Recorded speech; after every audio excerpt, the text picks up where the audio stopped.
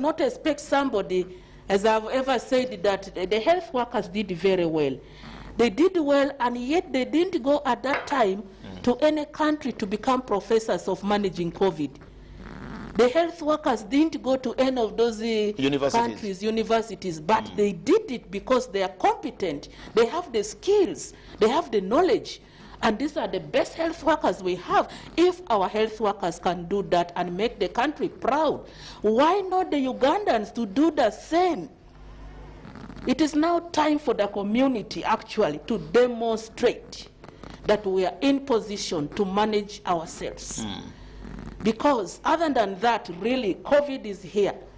And of course, somebody may be having other underlying medical condition, but once you get COVID, it actually, it makes the progress of the disease very fast, because it affects the lung, and once you have compromised lung, there's problem with gaseous exchange, you labor for breathing. That is why the demand for oxygen is very, very high. The other political rumor out there is that these numbers keep rising every other time because we are in a political season. And maybe after January 14th, the numbers will actually go down after this time. I don't think so. We're seeing them rising because we need to put some scare for politics.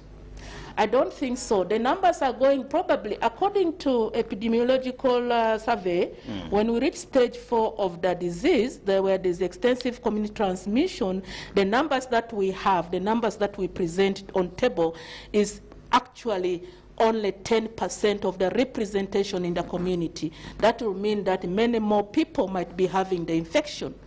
That's why we tell people, put on face masks, protect your brother and protect yourself. Keep social distancing. But you go to a shop, people are selling, they are turning that soap, they don't sleep in the same home, but you don't get them putting face masks, and they take it so lightly, as if there is no problem at all. The luxury of a government treating its own people, testing them, carrying them, chauffeuring them, finding them wherever they are, that we had in the month of March and virtually April, May, where you could call and say, I have a COVID person here, then that luxury is actually not there because we are very overstretched. What do you think needs to be done in the near future to avail affordable test kits where people grapple now, they want to do these tests, but they even do not know. For people traveling out of the country or incoming, there are no terms of CAA, a demand that 72 hours before you actually fly out or before you come in, you need to, you ought to have... It's now 120 hours, not 72. It's now 120 hours? Of course, we have to move with international standards. Now I'd still with the no term of 72 hours. Now, if it's going to actually 120 hours. And that's why it is now. And the testing is also now still on the higher side. Anything that can be done, because today testing for HIV/AIDS is that simple, for malaria and everything, and people can actually test to be sure that these things are happening. Institutions now can actually not handle. You could have an institution like Uganda Broadcasting Corporation saying, we'll test 300, 400, 500 of our staff, but it's now hemorrhagic that they can't do that. But I think that is where we are moving. That is where we are moving. We started from afar, as I said. We started with one testing facility. We move and gotten more within the region. Where, as of now, we can't get a sample from, say, for example, eastern part of the country and bring to Entebbe. We have Tororo. We can take the sample and be tested at Tororo. So, but still, that's not enough. That's not enough because of the extensive spread of the virus. Where we are moving is to have the RDT test all over the country. If you can have more of the RDT, just as you said, that HIV came, the testing also started. You recall it wasn't also available all across, but eventually it was accessible everywhere. We graded it, eventually it was upgraded, and we reached where we are now. The same for this one. Our great hope is that the RDT, the antigen test, that is the rapid test for the people, which is going to move all over the country. The only, probably, the challenge is that this RDT test people with symptoms, just like malaria RDT. When you come with symptoms of malaria, You come with the fever, you come with the headache, you come with the chills and the muscle pain, then you are subjected to the RDT. It has become sensitive, of course, when you have symptoms. Just like this one, people with symptoms are subjected to that RDT for the coronavirus. So we hope eventually, as we progress, we upgrade, we should be able to have all these tests spread across the country, because we are going to the care at the home level, at the household level. So this test should be available. And this is where the time when we are empowering the district task force to be really activated, to be strengthened, to be awakened, so that they form task force up to the sub-county, to the parish and the village. The most important is that the task force are active and vibrant. Recall the Right Honorable Prime Minister launched this strategy, the community engagement strategy. He launched the strategy, and a couple of days back we had a press conference about it, and the Minister of Local Government also committed that the lower structure, the existing structure of government, are the ones going to be used. We are not going to have new structure, but we are using the existing structure, and we want to work in a coordinated manner so that we maximize the use of resources. We do not want to be activities to be duplicated, but to work in a coordinated manner. We collaborate with our partners who are working within that community setting. They also come on board. We work together to maximize the resources for the good of the community. That is where we are. Okay. Because you know what many of us do not know, Honorable Minister, you can look into the future. You can look at the next few months ahead of us. December, we will be getting ready for Christmas, festive season. And of course, there will be still commotion back and forth here. People are trying to do business, people are trying to trade here and there to actually see how to go through the Christmas period. Then again, we also have the campaigns that are working on now at all levels, from local councils all through to president. Then, of course, get to January, where we'll be now at the helm or peak of campaigns, because mid-January we'll be electing a president and members of parliament. Looking at all that period and what is happening, because we have so many, like you said, adamant Ugandans. Today, when you look at the rate at which we wash our hands, the rate at which we sanitize, the rate at which we do all this social distancing, the rate at which people do what we used to do, the scale has actually gone away from us. And the feeling that whoever dies and you say they've died of COVID, people think it's just for maybe finances or health wants to maybe get these monies or so. How do you project the future towards the next 1, 2, 3 months? What do you think Uganda will look like? Should there be no vaccine anytime soon? What do you think we'll be like here, especially after elections in January 2021? First of all, I think ordinarily in this country, whenever the weather has changed, especially the weathers that we've gone through, recall the country experienced a very heavy downfall. There was a lot of rain, there is a lot of flood all over most part of the country. And ordinarily, when there is such a situation, people come up and present with flu, cough, difficulties in breathing, all those symptoms are there, even without corona.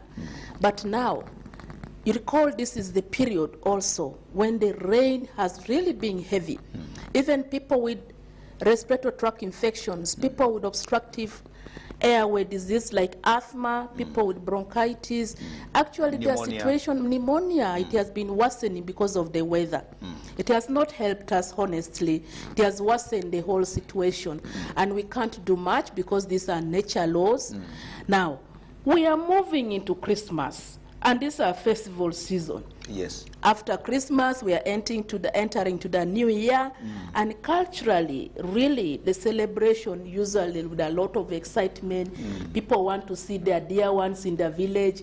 The ones in the village want to see the ones in town. There are lots of movements. There are a lot of movements, and yet we are saying this is an abnormal situation. It's an extraordinary, really, way of doing things. But we're expecting really a lot of transmission of virus after this festival. And the worst it is with the campaigns, because the elections are way back in up to, we still have one more month. Exactly. One and a half months, yes. To have the elections. So put the elections, put the Christmas and the festivals, then put the weather. We pray that the dry season comes up so that probably it helps us also. It might be a little bit better, yes. So really, if we have all this situation we put together, we are seeing really cases of COVID are going to double up come after January. But we have the will.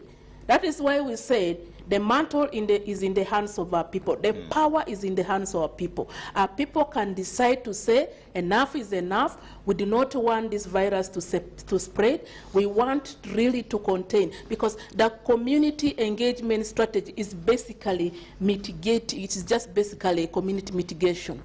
It's basically what we are doing is to reduce mortality. We do not want very many people to die. That's why we want the numbers in the hospital to be the severe cases, to be managed. If we can, to reduce the progress of mild to moderate to severe. If we can reduce mortality within the hospital, that will be the best. And also to control or to prevent more cases within the community. So the mild can be managed within the community, but the community has to take full responsibility and charge. But they have the will, they have the power. They can say, yes, once and for all, let's all stand on our feet and really roll out this community engagement strategy, and we take responsibility of our health as they did before.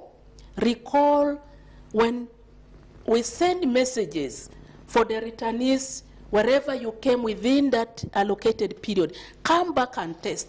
Community were vigilant. They were pointing out people who were so-and-so came last week, yes, exactly. so-and-so is there. So people parents were reporting their own children to law enforcement. Even your own child. My child has just returned. Exactly, and that's what we are saying. Let's go back to what we did before.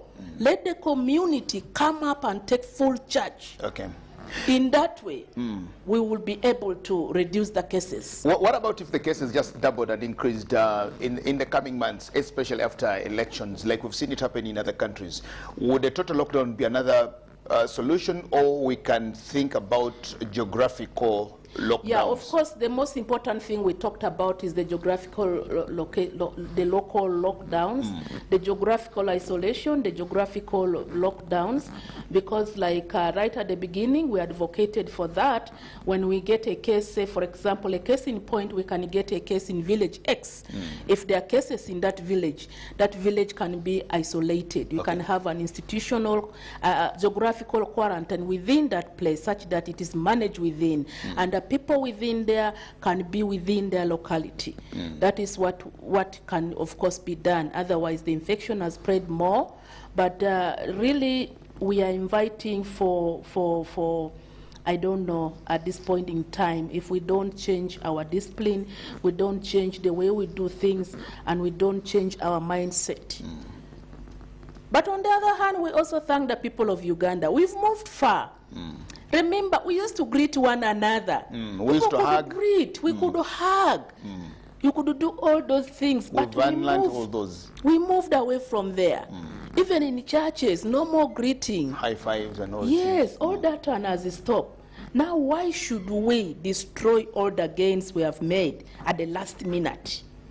And when our name is up in the globe, and we are the best in Africa in terms of viral suppression, suppressing the transmission of the infection in the community by the end of August. So why should we again be the tail? I think people should all take full responsibility. The candidates for the campaign, candidates in the various positions, they really have to think about the lives of the people. Okay. Because we need to preserve life. At the end of it, if everybody dies, who are we going to work with? That is the question everybody should ask herself or himself. So I still have hope. I'm still very optimistic that the people of Uganda can still do much more. We can still try to mitigate the infection, the community infection, and we can still come back and do more, because we also advocate for a lot of physical exercise, not aggressive ones, but the ones that can keep you fit, the walking, the running, and the few joggings that you can do to keep you fit. We also do a lot of advocacy for the community to look at their diet. Our God has blessed this country. We have lots of fruits in this country. We've got lots of vegetables. We have a lot of food that is really can help our immune system. So we need to think of how we can boost our immune system, how we can take lots of fruits, which is very helpful. The whole essence is to keep us physically fit, so that when we get the infection, you are not going to be put down, but you are able to fight it off. But if possible, ultimately, tell yourself, I will not get the virus. Fight. Why do some families don't want to accept the fact that their persons have died of COVID? Because we've also had these issues coming on and on, where people say, well, the health people have actually said our relative died of COVID, but we say no. Because, you know, a person had maybe pneumonia for all this while, a person had a diabetes for all this while, a person had pressure for all this while, a person had all these things, because they know that these people have actually struggled with these underlying illnesses for quite some time. And when they die, and they say they died of COVID-19, then we find some families just becoming very agitated and don't want to actually accept the fact that their people have died of COVID-19. Why do you think this happens? And when you tell them that your person has actually died of COVID-19, you tell them when they are still being treated, or you tell them when you are doing the postmortem, when you've done the postmortem also? No, but I think at the beginning I made it clear. I said that symptoms that presents due to COVID-19 also the COVID symptoms present also with other diseases like malaria, other febrile illnesses. And of course the fact is that not every fever and cough is COVID, but of course with this situation, you must rule it out. That means you first subject the person to test. But recall, as I said, there are people with already underlying problems. Somebody you know very well, your parent has got maybe diabetes, this person have got hypertension, but that is what you know. This person of mine has got diabetes, but there is no COVID. But along the way, the person might be getting COVID. Now the problem comes. As I said, already you have underlying medical problem. You die with COVID, but already you have underlying medical problem. COVID makes your disease progress, worsens actually your condition. Because, as I said, it affects the lungs, the first organ. And once your lungs are affected, you know, it compromises the gases exchange, and you labor for air. You need to your saturation, the oxygen saturating in your blood is low, the level is low. You get external support. That means you need external oxygen. This oxygen, you see us breathing like this sometimes. When you reach to the point that you have to get oxygen, then you say, oh my God, I think it is too much. So that is the time you need oxygen, and in worse situation, you have to be put on life support.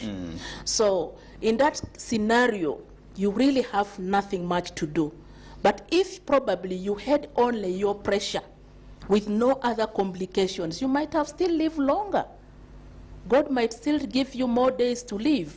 But now that you have got COVID, COVID worsens up the entire health situation.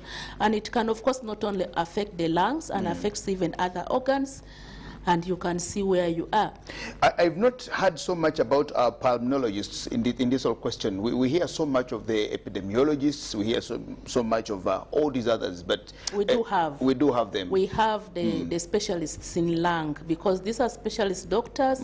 They might be physicians, but they went and specialized in the heart. Pulmonology. We have the lungs, the heart, the kidney, the gut, those organs, all those organs. They are special people.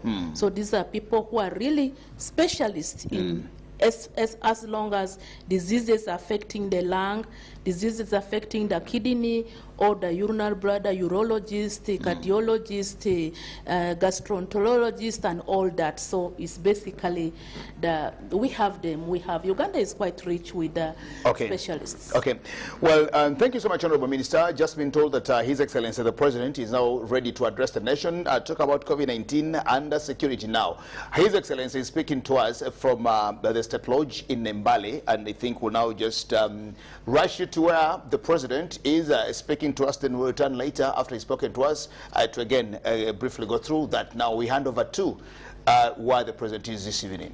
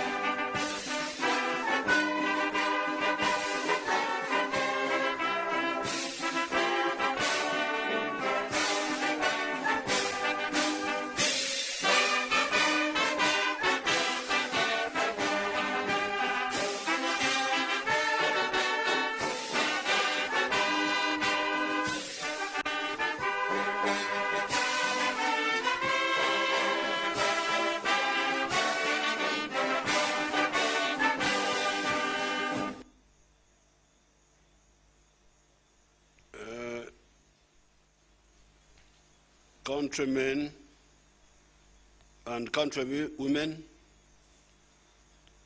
greetings. It has been many weeks since I addressed you on the issue of the coronavirus. The last address was on the 29th day in the month of September 2020. Today, the virus has infected a total of 19,944 persons. 8,944 of whom have recovered and 201 have died.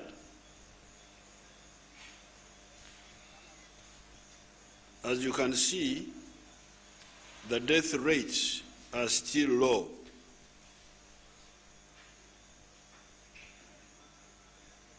Mainly because of our earlier tough measures of restrictions.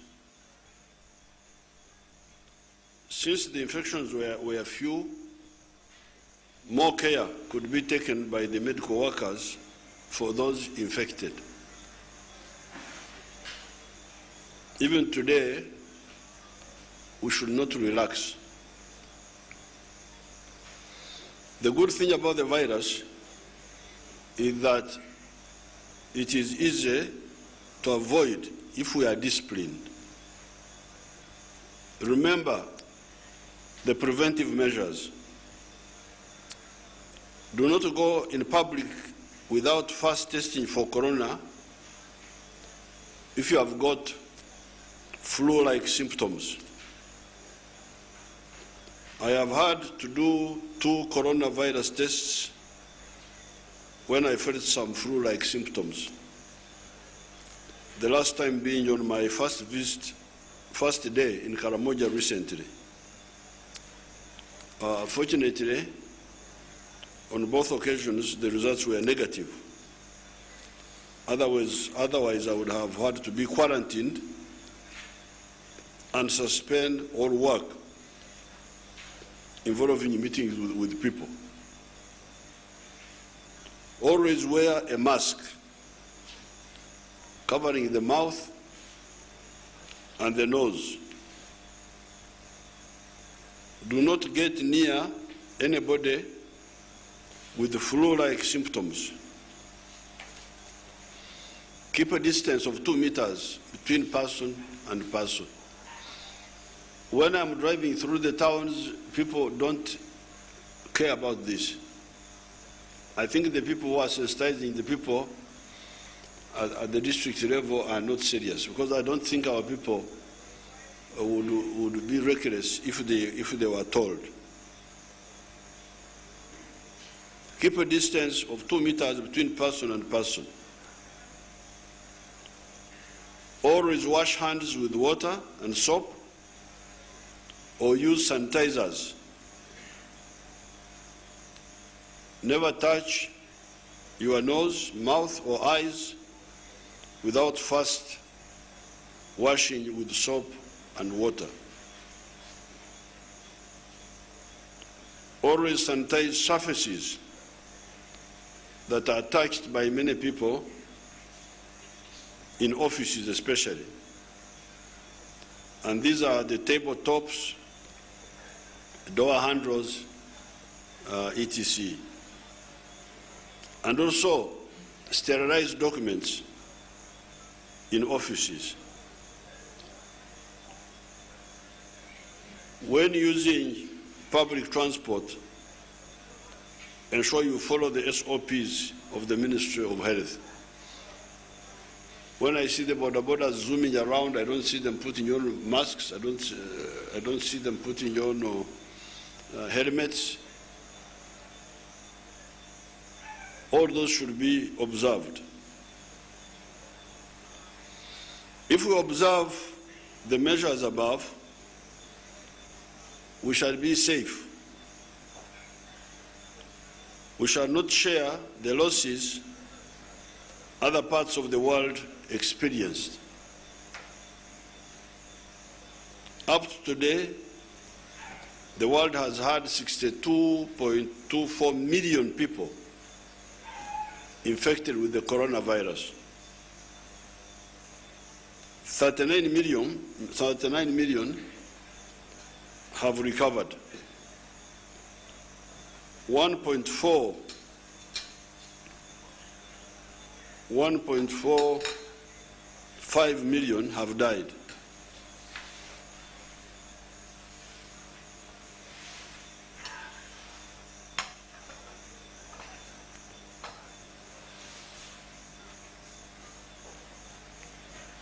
One country, the United States of America, for instance, has had a total of 13.25 million infections, 266,000 deaths, and 8 million recoveries. The source of this information is Johns Hopkins University. The people that have died in the United States in the last 8 months are more than the people that died in the whole of the USA war in Vietnam in the 10 years between 1964 and 1965. Between 1964 and 1974. I therefore would like to congratulate the Ugandans for, especially at the beginning, listening to our advice and limiting this loss.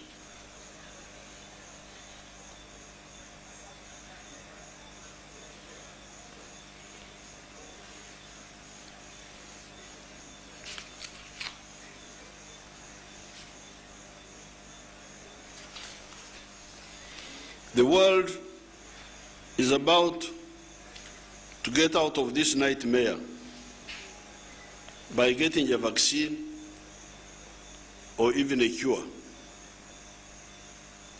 In Uganda, we are working on both. Especially the cure looks very promising. There are good developments for the vaccines outside Uganda, in the USA, United Kingdom, Russia, and China. Therefore, do not allow obwato okufa amagoba, the boat to sink when it is nearing the shore. This disease kills all ages. Witness this young, apparently totally healthy, this young child, apparently very healthy, but who died because the doctors did not attend to her seriously, assuming that children can always overcome the disease. That child in the US died from corona. She was just 5 years. And the doctors said, oh, no, the children will recover, but she died.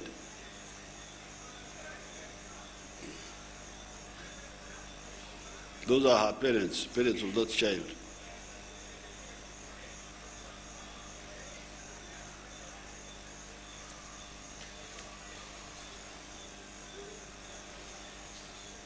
As we look forward to emerging from this COVID-19 nightmare,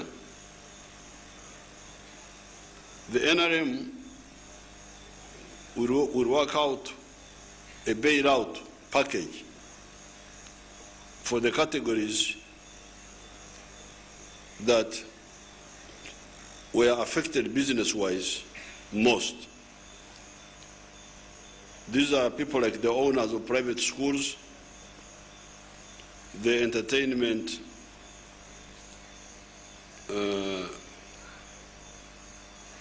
industry, the hospitality industry, the street vendors, etc. Where will the money come from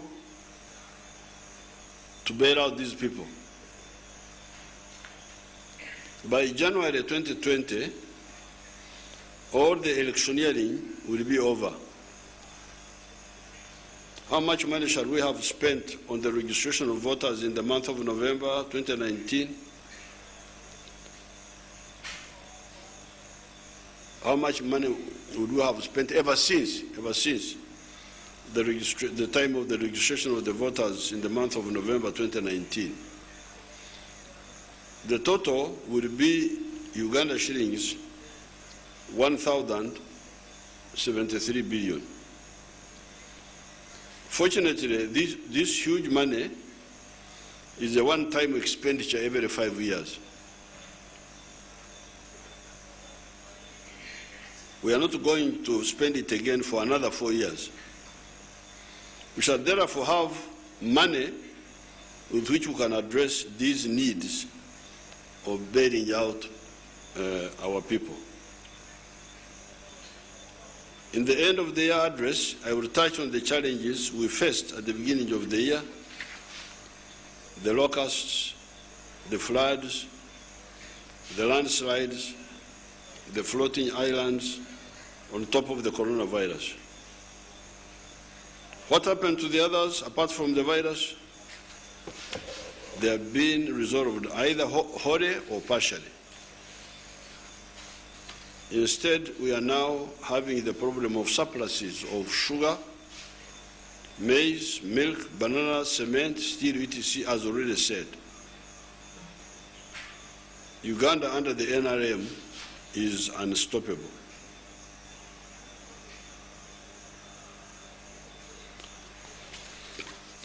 In the battle against the coronavirus and the other viruses, our scientists have given me happy news that given the funding the government gave them, and in spite of the delays by the neo-colonial jesters called PPDA, they are clowns called PPDA. They have developed 7 wonderful products, 6 of which are under trial, and 1, an immune booster, is already being used. The first 3 are all antivirals, killing the virus and limiting the damage by the virus to the body. The scientists have told me that dozens of people have been healed by these substances. But starting with the 15th of December, 2020, patients under strict medical supervision will have this medicine tried on them. My scientists have told me that these fellows have been healed. Then I said, why don't you announce it? They said, you know, with the science of the world, these people were healed in the homes. They were given, they went and got cured. Now, if you simply go by that, then the scientists would say, but how do you know they didn't take other things? Because you are not there. You gave them. So the trial, which is going to start on the 15th of December, will have these patients imprisoned in one place so that all the scientists will watch that it is only our medicine that is being applied on them. And when they get cured, they will know that there was no other intervention. The scientists are saying that within 40 days, enough patients, I think 40 days from the 15th of December, enough patients will have been treated to convince the other persons that are not part of the trials that the drug works against the corona and other viruses. Then I said, why 40 days? Because to know that the drug kills the coronavirus, you need only 14 days. They said no, because you see, we shall first start with a smaller number. Then you must increase the numbers until the numbers are enough. You treat like 12, then you treat another 40, then so that, oh, they say, okay, it is working. But they have told me on good authority that some people have been healed of the corona. So the 3 of these substances deal with the virus. I will not tell you what they are, because some of the people in the radios may be spies and they take it away. But the first three deal with the virus. Then the fourth exciting product is a bronchodilator, a drug that will keep your lung airways open without the need to use the ventilators. You know, the Europeans are using the ventilator. They put a kamori in your, I think a ventilator is a kamori. They put a kamori, I don't know where they put it, either in the throat or somewhere. And apparently, those momoris can cause a lot of other problems. But ours dilates the bronchial, the airwaves, the airways of the lungs biochemically. It makes the lungs open up without the need to use the ventilators that cause so much damage to the body parts where they are inserted.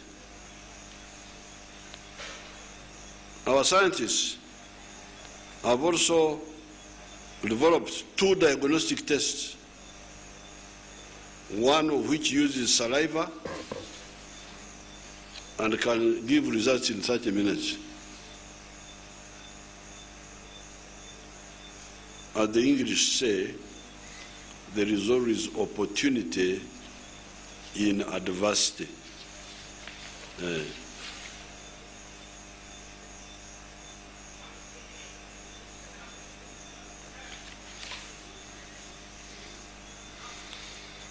Since it was going to be more troublesome to postpone the elections, we decided to go for the scientific elections, where we would campaign by holding small meetings, not exceeding 200 people, outdoors, 200 people if you are meeting outdoors, using the radios, etc. Some candidates, however, from the beginning saw that they would not observe these precautions and that they would hold rallies as if there was no danger to the people. This irresponsibility must be condemned. These aspirants stand in open-roofed vehicles to wave at the gathered people, address crowds, etc. As you all have seen, even when the NRM crowds gather in this campaign, I have not even once stood in an open-roofed vehicle to wave at the people or talk to them. I simply slow down,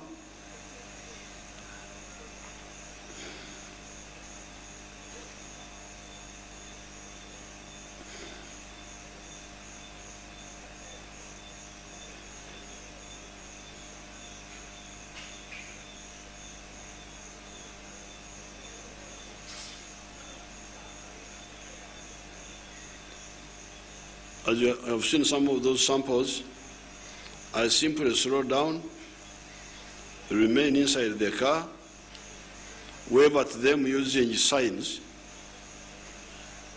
I advise them social distance by using hand signs, tonsembera otampika, and to put on masks. I could, let's first see those groups.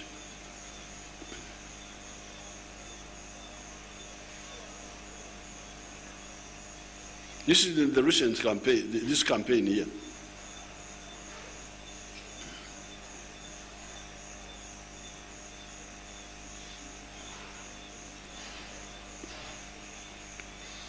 I could put on the M19. I have the masks here. This is a medical mask.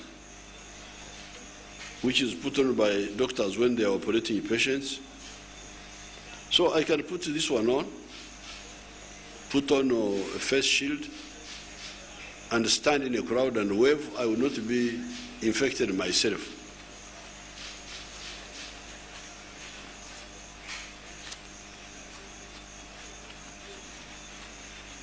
I could put on the N95, this one, the surgical mask, and the face shield, stand up in an open roofed car, wave at the crowds, and talk to them while I remain safe, not vulnerable to the infection by the disease from the crowd. That would, however, be criminal to the extreme. I would be safe, but encouraging the people to infect one another. For me, I would be safe, but for them, they would be infecting one another. Because they are not protected the way I am protected. They don't have this type of mask. Even if they have masks, they are not this type. They are not the ones which are foolproof.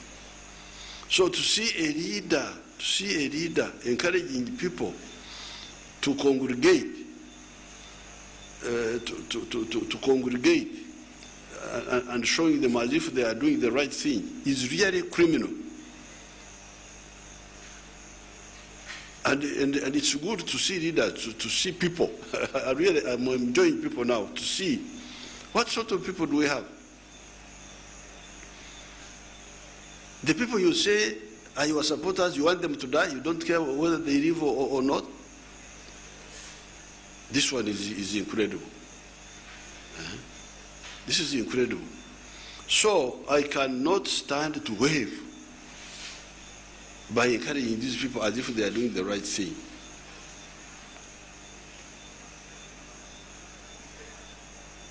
While the locals have been ignoring the social distancing, etc., the added danger, of course, the locals,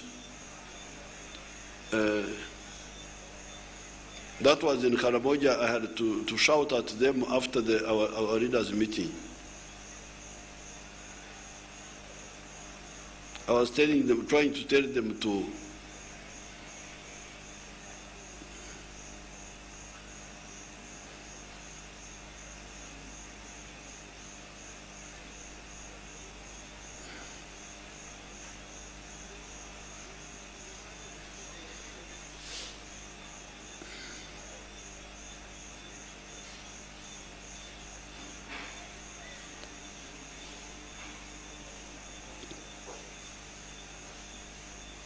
while the locals have been ignoring the social distancing, etc. See, the locals have been avoiding the social distancing. And as you see, the infection in the country has not been as bad as it has been in other parts of the world. 19,000 total cases after 8 months is quite a big achievement.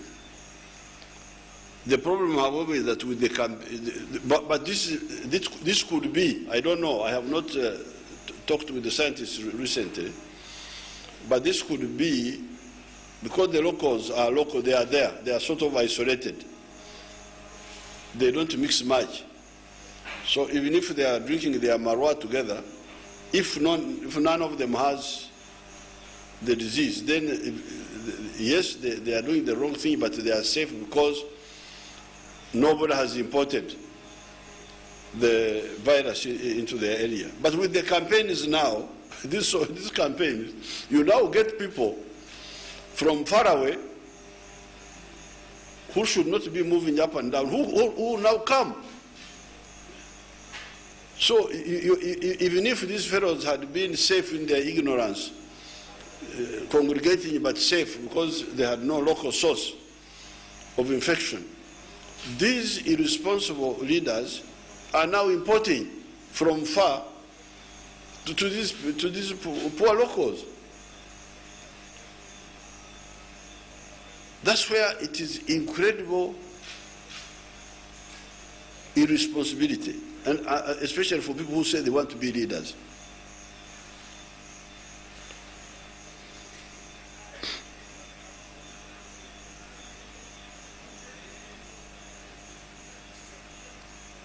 While the locals have been ignoring the social distancing, the added danger to the campaigns is that political groups from afar, encouraged by non-caring politicians, can now import added danger to the local communities.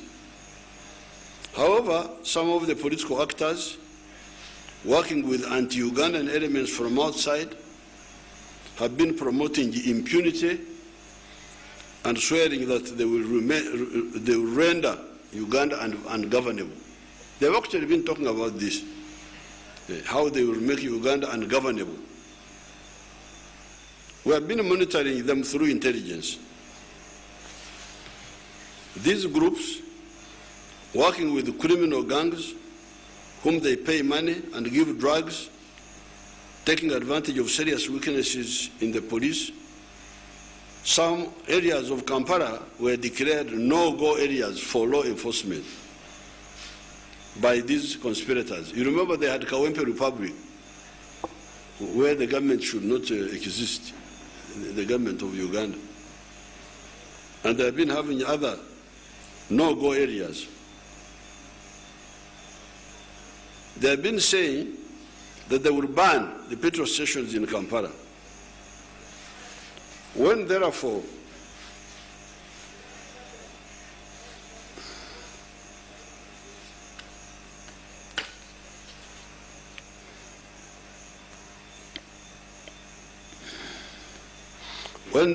the Honorable Chagulanyi, one of the presidential aspirants, and the Honorable Amuriat, another presidential aspirant, were arrested on the 18th of November 2020, those criminal gangs, sponsored by political opportunists and backed by some external elements, decided to execute their long-planned scheme. They started burning tires on the roads, mounting illegal roadblocks, robbing Ugandans, beating people, attacking people with NRM uniforms, stoning cars, stoning security personnel, damaging government cars, etc. Now you can see what they were doing, those people. You see that attacking a policewoman. Please bring it back. Want to see it. Bring it properly. You see that criminal attacking a policewoman? Bring it back. Don't keep it there. Now, see that fellow grabbing the policewoman? Those are the Democrats. That's democracy now. That's how democracy works, according to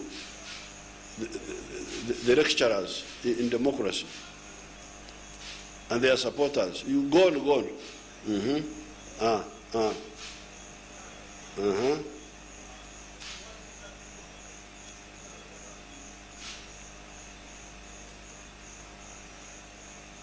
Go on. Are you tired? What has happened? Bring others.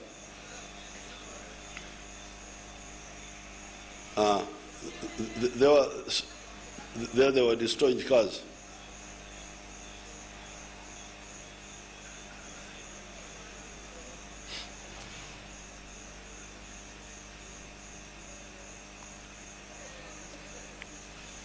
That's democracy. Democracy, oh yeah. Democracy, oh yeah. Okay, good. Very good Democrats.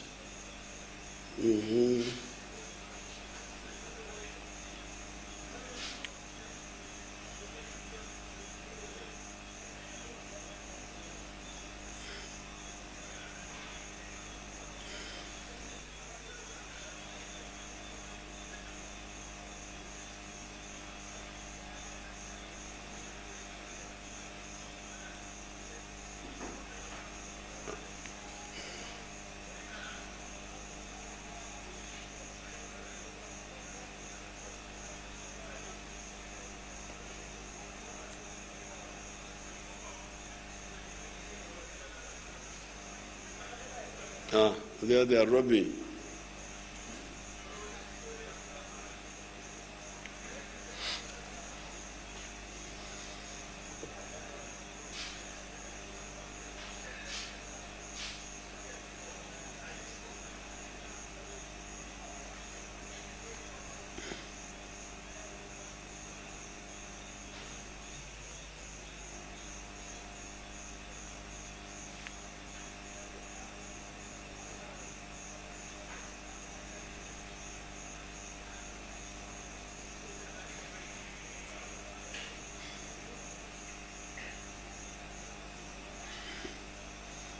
You see, they are robbing people there.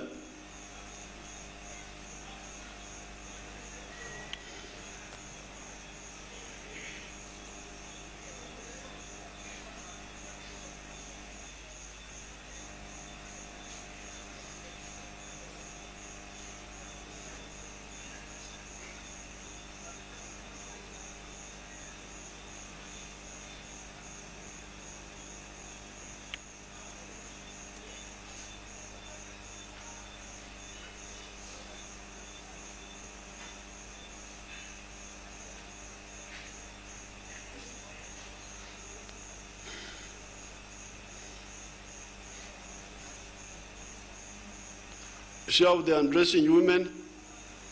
That's democracy now. They are undressing. That's democracy.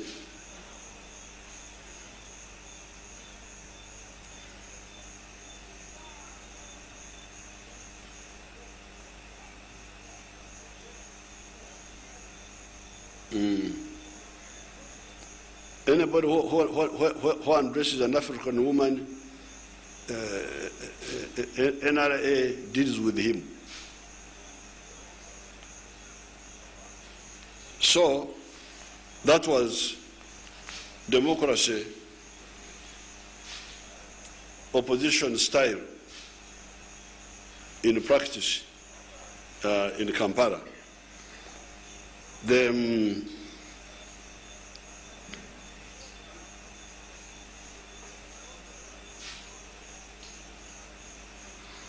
In spite of the weaknesses of the police that allow such impunity of lawlessness to persist in our towns, because this lawlessness has been there all this time, and the police have been doing nothing. They have been coexisting with it. In spite of the weaknesses of the police that allow such impunity of lawlessness to persist in our towns, the overall security posture of Uganda is robust. And that's why many people make a miscalculation. Because they don't know actually our system. They just see a few policemen, they think that is the end of the story. There is a Nyankore saying, there's somebody who drowned in the lake thinking it was a pond. He saw what he thought it was a pond. He went to step there and disappeared.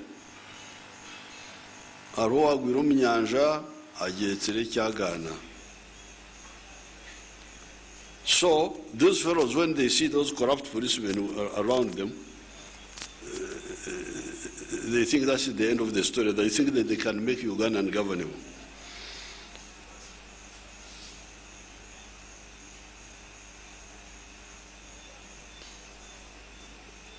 In spite of the weaknesses of the police that allow such impunity of lawlessness to persist in our towns, the overall security posture of Uganda is robust.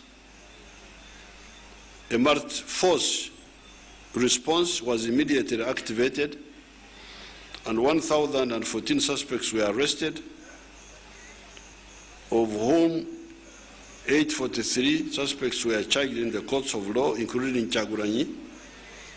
699 were remanded, 93 released on court bail, while 113 were released on police bond, including the Honorable Amuriat. 21 were cleared and released, and 13 are still in police custody, pending court, including those who burnt Wobulenzi Magistrates Court that are facing charges of terrorism. Unfortunately, 54 people died in this confusion. 32 of the dead were rioters, according to the report I got from Grace Akulo. Because I went in that report, name by name, those who died. 32 of them were rioters. Some were hit by stray bullets, others, not the 32. Because the 32 died in confrontation with the police. They were attacking the police, and the police, the security forces shot them because they were attacking them. Some were hit by stray bullets, and 2 victims were knocked by vehicle registration number UAW827N that lost control after the driver was hit by stones, and another vehicle with presidential candidate Museveni's pictures where the driver was again hit by stone, also lost control and knocked somebody. According to the police report, for instance, the 5 persons who died in Nansana were part of the rioting group. They had apparently overpowered, in quotes, the police. I will get the details of overpowering the police. What actually happened? It is criminal to attack security forces by throwing stones or attempting to disarm them. In that scenario, the police will legitimately fire directly at the attackers if they fail to respond to the firing in the air. Many of the upcountry police groups are not equipped with anti-riot equipment. Shields, batons, water cannons, rubber bullets, etc. And should not be, because we should not be a country of rioters, that every police post must have anti-riot. Why should we be like that? Why? Keeping law is everybody's duty. It's not a favor. You are not doing anybody a favor when you keep the law. You are obliged by the Constitution to keep the law. And you are obliged to report any law breaker if you see one and you don't report. Actually, it is an offense. If you see somebody committing a treason and you don't report it, you are committing what they call misprision of treason, which is a very serious offense. So we don't have to have a riot call or GI or police post. No, this is police post to deal with people who know, who respect the law in the country. Yes, the riot police are there in some areas of the country, but they can't be everywhere. So when you are dealing with these policemen, you are dealing with policemen who are not equipped with the anti-riot gear. They are just ordinary policemen.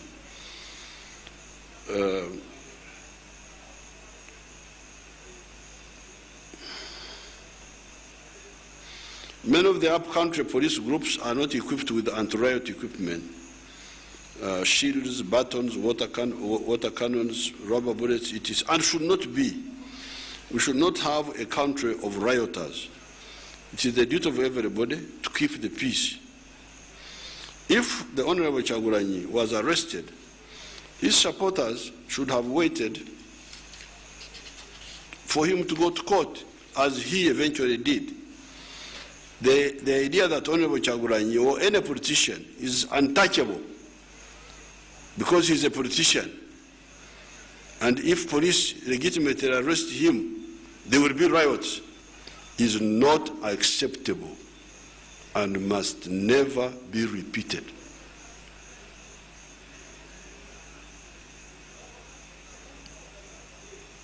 Is not acceptable and must never be repeated. A very clear picture of impunity by the criminals comes out in 3 incidents that happened on the 20th, 21st, and 22nd of November 2020. On these 3 dates, highly trained security personnel wearing the uniform of the counter-terrorism police went out on patrols through the so-called no-go areas for law enforcement. There are parts of Kampala which are no-go areas for law enforcement. Yeah. On the 20th, the patrol went to Makerere Kivuru, north of the Kiseka market. They were attacked with the Mutayimbwa by thugs. 2 criminals were shot dead there, and the 3rd one died later on account of injuries. They came to attack them. These were in uniform. Counter-terrorism police, they came to attack them. They were shot.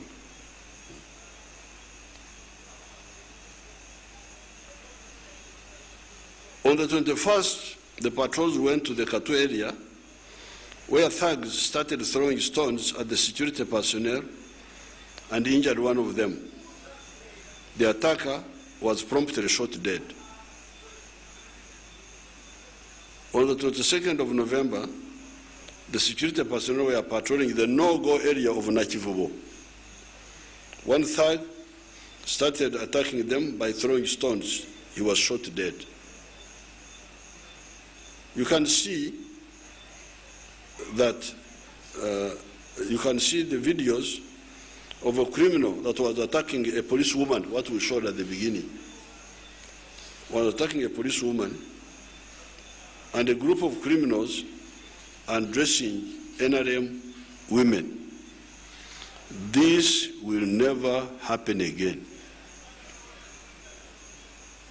This will never happen again.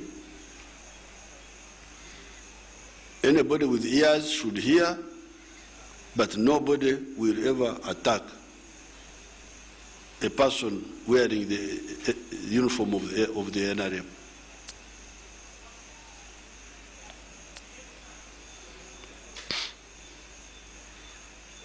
The perpetrators have tested the consequences of playing with fire. And when I was in Karamoja, I said they will lose appetite of attacking the uniform of NRM, and they will lose that appetite. It is wrong for some groups. I hear so many groups talking. So many groups talking. As soon as anything happens, everybody is a lecturer. Is a lecturer on all and everything. But if you want to talk honestly and seriously. And some of the people are the ones misleading these young people. Because these young people could learn. But I have quite a lot of information about elders who are misleading these young people. Those who think that I don't know what's happening are really making a big mistake. Yeah. There's nothing I don't know. And you can play whatever games you are playing, but we shall defeat you.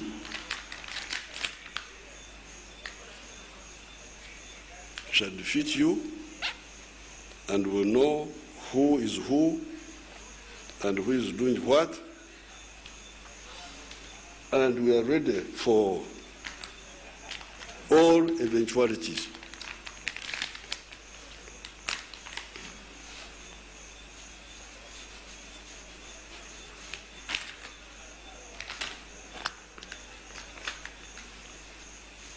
So, those who rush to condemn the police, the army, yes, they ever make their mistakes. If they make mistakes, I will be the first to condemn them. And I happen to know more about all those subjects than anybody, because I've spent my life dealing with those issues. But what I find disgusting is to see people who are dishonest and misleading, especially the young people.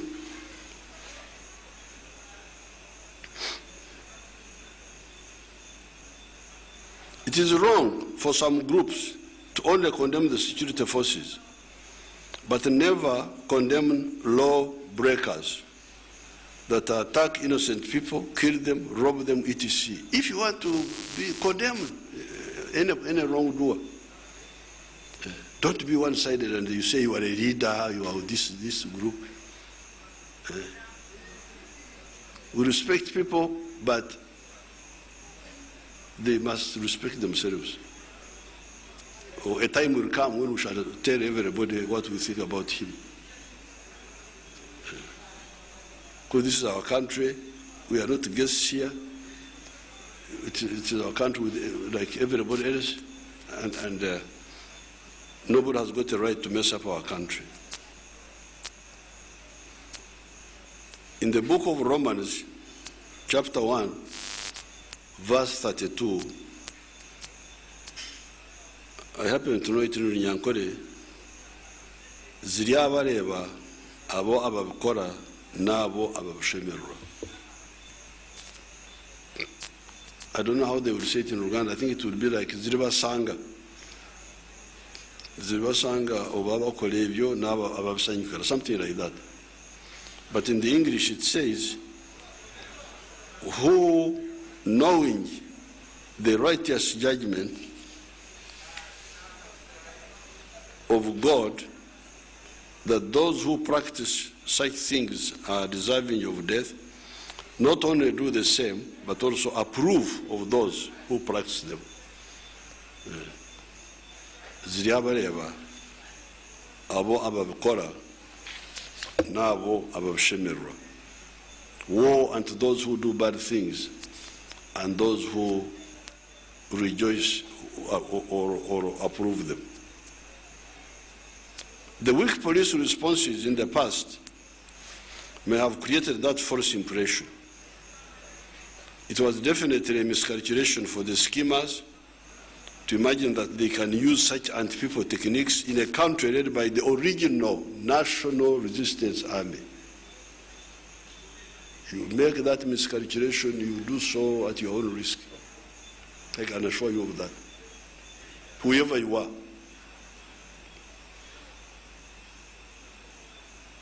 You have no right to stone Ugandans, to undress them, including women, because they are wearing yellow garments. You have no right to damage property. The original mistake, of course, was by the presidential candidates that did not adhere to the Ministry of Health guidelines and to imagine that they are immune and can violate those safety measures with impunity. The court system should also help the country by strictly implementing the law so that nobody is led in temptation. For the courts also cause problems. I'm told this time they gave strict conditions to Mr. Chagulanyi of the bail, that if you do this, I hope they are serious. I hope they are serious. I extend condolences to all the Ugandans and their families that lost their lives in these senseless riots. The government will compensate all those who were not rioters but lost lives in this confusion. Those who are not rioters. If you are a riot, we cannot compensate you. No way. But if you are not a rioter but you lost your life, the government, after due process, will compensate for the loss of life. The government will also compensate those who lost their properties if it can be verified.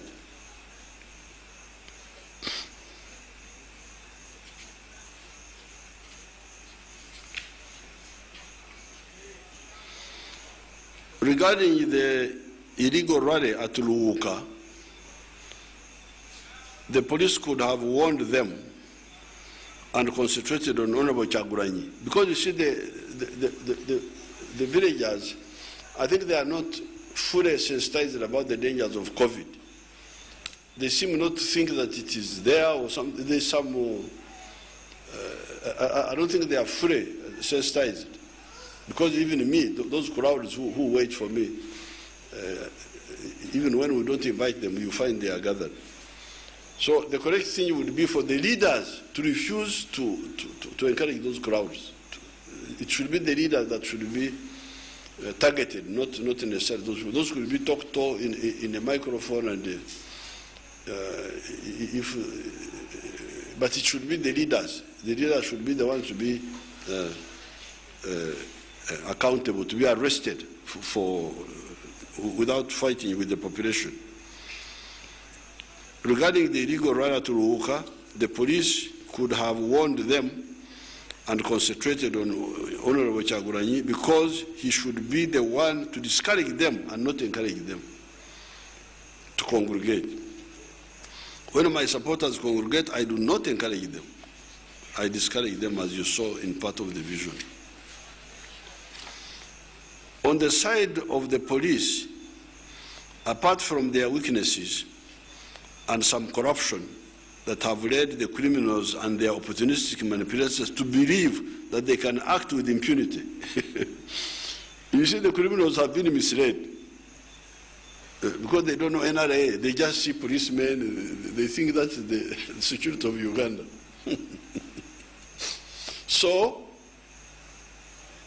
they think, we can do whatever we want. So the police have misled these people. But you are not going to disturb Uganda. You are not going to disturb Uganda, whoever you are.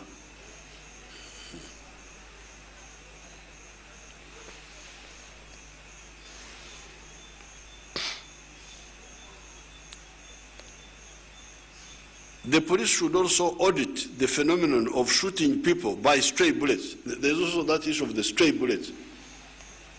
Because among these 54 people who died, I have now confirmed 32 were rioters.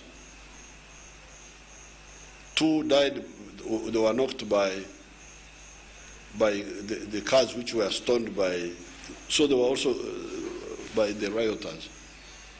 So that leaves about 20 people who died. Stray bullet, stray bullet, stray bullet.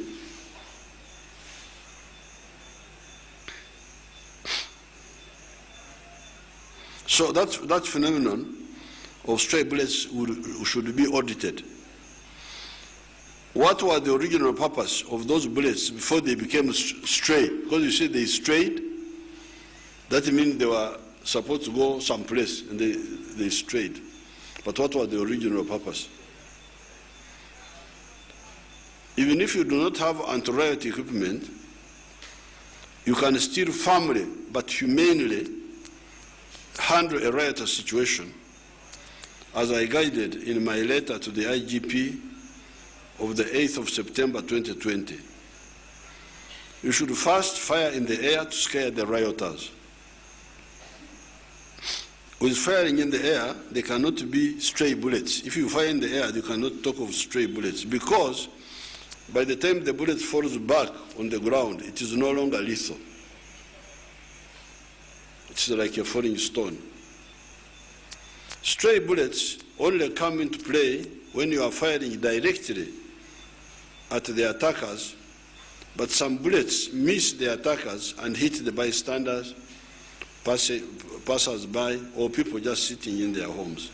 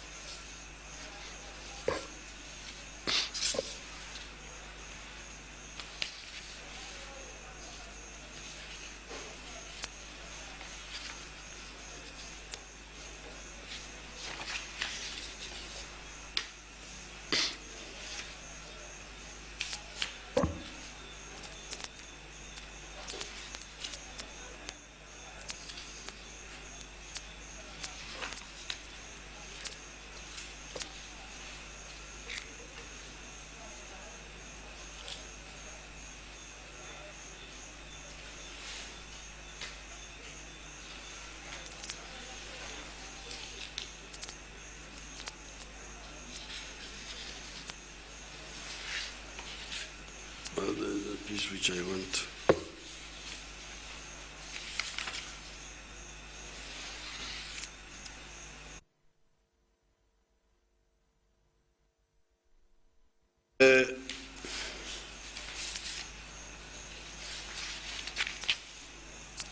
There are incidents, there is a piece regarding some incidents where the police were captured shooting. I want that video to be shown because this is part of my statement, but there were some policemen who were seen shooting some place. I want to show it to us.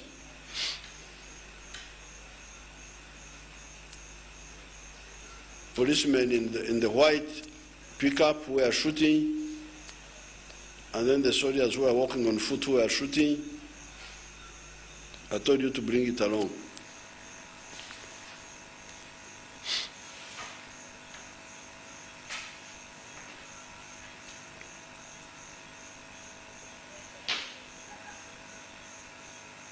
Hello, sleeping.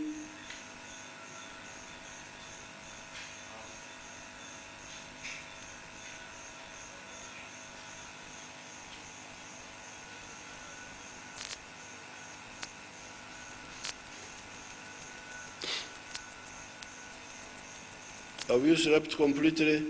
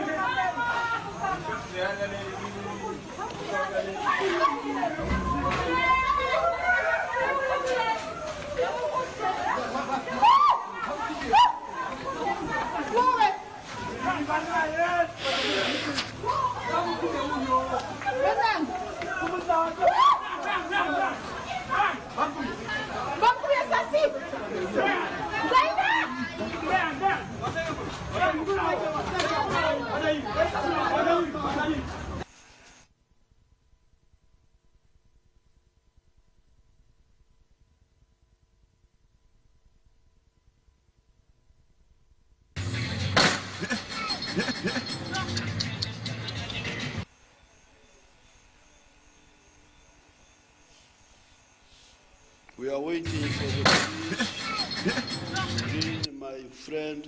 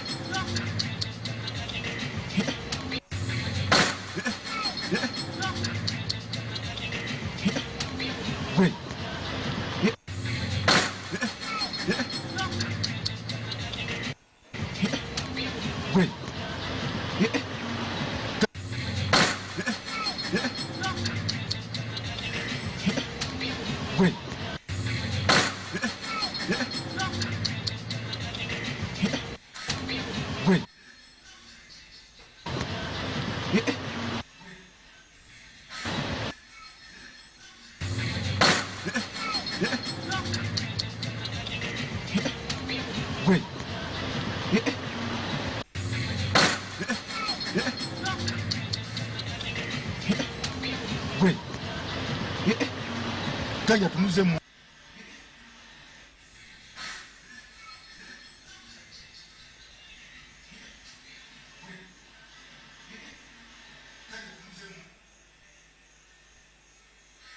Where is that picture? We need it.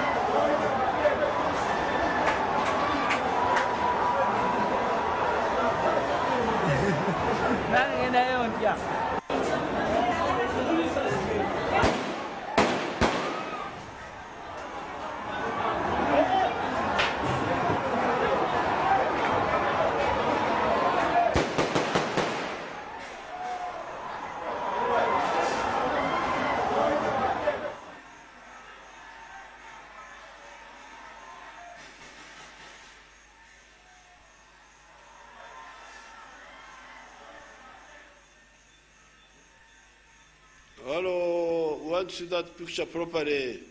We are all watching. You are not able? What's your...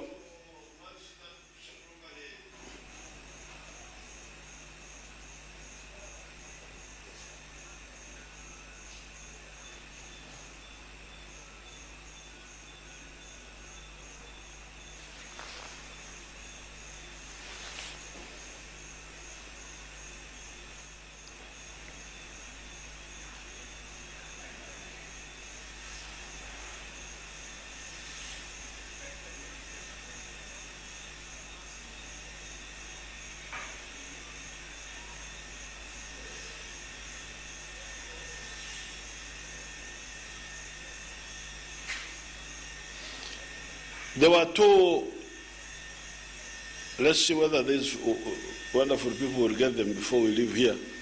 There were two videos which you should try to sort out before we end. Two videos, one was with a white pickup where some people were shooting on the side, on the roadsides, as if they are shooting at people. So then there was this one where there are these uniform people, but it's not clear. I demanded to know from the people concerned where this incident happened. These incidents happened. One incident apparently happened at Nsangi, where a police officer called Chidega was injured by rioters.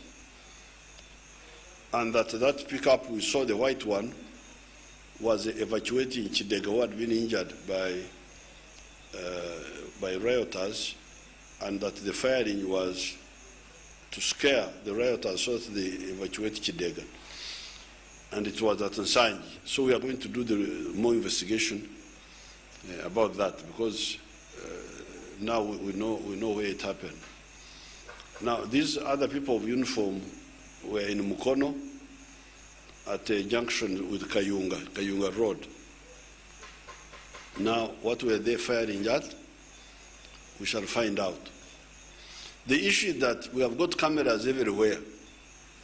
So there's nothing that will happen which we shall not see. The only thing is that the rioters were attacking the cameras. These Democrats were attacking cameras. Why? Because the Democrats don't want to be seen what they are doing. NRM wants transparency. The Democrats want darkness. They don't want evidence. Why do you feel about cameras? Why would you want to blind the cameras that are protecting your family from criminals, unless you are a criminal yourself? So these incidents, we shall get, I will get all the details and put them on the TV. But I've been told that one incident happened in Nsangi, and another one was in Mukono on the junction with Kayunga Road. The message about the coronavirus and the violence cannot be concluded without integrating it with the success story of the national resistance movement right from 1965, when as a student group, because this is the summary of our message to the electorate. As a student group, we rejected the politics of sectarianism, religious, tribal, or gender chauvinism, and emphasized the politics of dealing with common human needs: peace, food, shelter, clothing, education, health, jobs, poverty, markets for our products, etc. Unlike 1962, when the political groups had fragmented the political map along tribal and religious lines, our emphasis on the needs of the people rather than their identity, the NRM has been able to create more unity among the people, and that is why the NRM is always winning with 60% up to 80% in all the election cycles. On account of a more united population, we have created a powerful army. The two, a united population and a strong army, have created peace for the first time in this part of the world in 500 years, ever since the collapse of the Batres dynasty in the year 1500 AD, coupled with pro-private sector policies. We have attracted considerable levels of foreign direct investments from outside in the form of factories and service companies. While in 1986, we had only 80 factories, we now have a total of 4,920 factories, 8,400 service companies, and 4,100 ICT companies. These have helped us to end the shortages of the goods and services in the country, such as shortage of sugar, soap, sodas, beer, cement, steel, and transport, financial services, insurance. They have also helped us to create jobs that are not government jobs or agriculture jobs. These non-agriculture, non-government jobs are now more than 2 million. These foreign economic actors have also helped us to generate more taxes. While in 1986 we were collecting only 5 billion in taxes, we are now collecting Uganda shillings 21,000 billion. That is 4,200 times more than in 1986. We therefore have more goods, more services, more jobs, although not enough to cover everybody, and more tax revenue. What is therefore needed is okugabula bulungi, pokoma Rome, I call a joke. Good and targeted distribution, meaning budgeting of this money to cause faster growth. We also need to stop corruption because it diverts money from development to stealing. Besides, we should use the big economy now. The GDP now is $34.7 billion compared to US dollar $3.9 billion in 1986. To transform our indigenous society from a society of abakorera ekida kyonka, teach, me each keken, to a society of people who work for ekida, for the stomach, ensawo, the pocket, with ekibaro, the calculation, i.e. fully monetizing the economy. This will have the effect of expanding the jobs in the agricultural sector. All these efforts will lead to global waking up of the population of Uganda and the transformation of the society and the economy. Subsistence agriculture will disappear and be replaced by commercial agriculture, industries, services, and ICT. This will result, as has already resulted, into big-scale production of goods and services. Where shall we sell all these products? We go back to the plan of our elders. Museveni Kenyatta, Mwalimu Nyerere, Mzee Obote, etc., of the East and Central African integration, including the political federation of East Africa. This is the medicine of the NRM to deal with the 500 years of political, security, and growth problems of this part of Africa. This was, I thought they would show us on the TV, but your TV has no time for Africa. It is busy with football of Europe, so they seem not to have, they are not bothered. But I kept this. This is the picture of Mzee Kenyatta, Mzee Obote, Mwalimu Nyerere, on the 3rd of June, 1963, where they declared federation this year, the year 1963. But unfortunately, UBC doesn't have these pictures. You ask them about football clubs in Europe, they will show you. If you are looking for football club. This is one of the aims of the national resistance movement. Why? Because we want to solve the problem of markets for our products.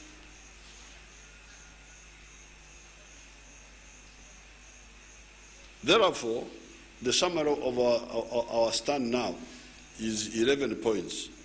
Number one, people's needs rather than emphasizing in unhealthy ways the identity of the people, meaning sectarianism. This creates more unity and a strong army, number two. Three, the two in number two create peace. Number four, peace plus private sector policies have attracted a lot of FDIs, foreign direct investment, amagaga from outside. These have solved the problem of shortages. That's number five. Number six, they have created many non-governmental and non-agricultural jobs. Seven, they have also enabled us to collect more taxes. Eight, we therefore need to okugabula better. I call a joke. The MPs and the President, with good kugabula, nothing is impossible. Number nine, we also need to eradicate corruption that takes away the resources of the country. Number 10, that leaves us with the problem of abakorere chida kyonka, that must also work for the stomach, for the pocket, but also with the ekibalo. Number 11, that will lead to huge volumes of production that will need a larger market, that will lead us to the struggle for the East African integration, including for the East African Federation and the Continental Free Trade Area. I thank you, Ugandans, and I wish you good luck. Thank you very much.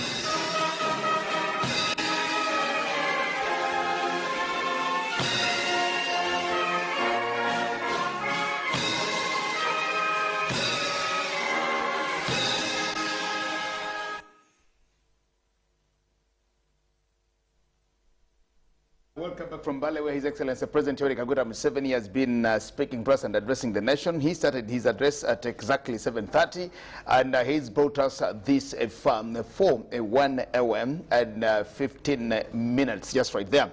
With me in studio still is Dr. Yoweri Kaguta, the State Minister for Primary Health Care, and also Member of Parliament from Moyo. With me in studios, of course, just right here. We just do the wrap-up. You've had the President speak to us, say a number of things, concentrated so much on security and, of course, castigating hooliganism. But back to your docket of COVID-19, where His Excellency, of course, started his address. There we go. Let's wrap it up. Yeah, thank you so much. I think the Ugandans have heard loud and clear for themselves. And I think they really appreciate this address, because the last one was on the 27th of September. It has 29th September, actually. Okay. 29th of September. It has taken nearly to 2 months. 2 months, yeah. And I think it was at the right time that he addressed the country. And I want to say that, of course, just as we have said, he congratulated the entire people of Uganda, because we've done very well at the beginning. For the last 4 months or so, we've done very well. And I think he gave hope for the people of Uganda, hope in the sense that we still have hope. There are still some green light in terms of the scientists have proven that their innovations, their studies, their vaccines, there are some cures that are promising for the people of Uganda. To me, actually, that was very promising. Yes, that we is have promising. He called them 6 products by our own. Yes, Ugandans, yeah. That is very true. Yes, that's the 3 are antivirals. Hope. We talked about the 4th, which is the bronchodilators, which now substitutes the ventilators, which nobody wants to actually get to. Well, that is true, and I think since there is a great hope, let's wait and see the outcome of this clinical trial, and it is a great message for the people of Uganda for today, that our own scientists have breakthrough. 15th December. Yes, come next month, which is just 2 weeks from now. We are going to have these interventions, and we are going to see our patients improving, given it for 40 days. And of course, the immune boosters that are quite important for our people. And to me, these are all good hope for the people of Uganda. However, as we wait for this great hope, the President made it clear that we need to do what we are supposed to do. We need to do the do's to avoid the virus. We need to continuously go back to where we started from, to test where necessary. As I said, another good news is that we are getting more testing kits available. The RDTs getting available for the people so that we do more tests. The use of face mask, he emphasized on it. Social distancing, avoid crowding, disinfect every surface very frequent, like as we came here, we did disinfect these surfaces, and we should avoid crowding. Let's observe the SOPs, especially when we're traveling in taxis, when we're in buses, when we're in crowded places, and the borders. They should really take safety of their own life, and that is really, to me, the great message for our people. All in all, the message is that let's preserve life. Campaigns are here, but the leaders have been cautioned to take sole responsibility. Let's take responsibility and help our people to preserve lives. Lives are more important than wealth. Because if I'm alive today, I can get the wealth tomorrow. Sure. But if I die today, who is going to be there to then you even lose wealth? actually what you've already gotten. Exactly. You lose what you also have here. So that is the overall summary for the leaders, most especially those who are going to campaign, those who are going to solicit for votes. Please take care of the voters. We need them today, and we need them tomorrow. Speak to voters in Moyo. In Moyo. Yes, my voters are very much aware that I do the national duties, and they really give me all the due respect. And I want to thank them, because whenever I speak to them using the various medias, in the radio, over the phone, they follow it and they really adhere to what I tell them. I want to thank them. They know that I'm there for them. Leaders are chosen by God. Whether you are there or you are not there, if the people have decided that is the one we are going to anoint that person, they are going to anoint you. So I'm very confident. Okay. Much as I do the national duty, my people have stood with me and they are there to back me at the appropriate time. Okay. Finally, your comment on the government will compensate all those except rioters, those who lost their property, those who lost lives.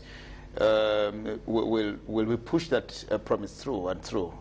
Just say something on that. The president has committed I think himself. that is a good support, a good pledge for the people. Really, losing life is really, it is so sad, of course. Every life is very, very important. We value every and single life. So for those lives that have died, their soul continue to rest in peace. And of course, it is great that our government is going to compensate for those who have died.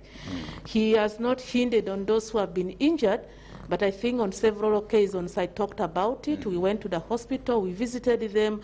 Others speedily recovered. Majority were discharged. Those who were remaining by last Thursday, 15 in the hospitals, Molago, they were also recovery. Actually, if any, there might be 5 or 6 who might be still in the hospital in Molago, and then 2 or 3 in Naguru, but they are also recovering speedily. Government have done its best in terms of their recovery, and we will continue to see that they recover and they get back and join their families. Okay. Thank you so much, Honorable Yoweri Kaguta, State Minister for Primary Health. We thank you so much for joining us here tonight. And my name is Yaga Semakola Ziksoka. Also thanking you so much for having chosen to be with us to this time. Just wishing you a very blessed night, good night, and stay blessed.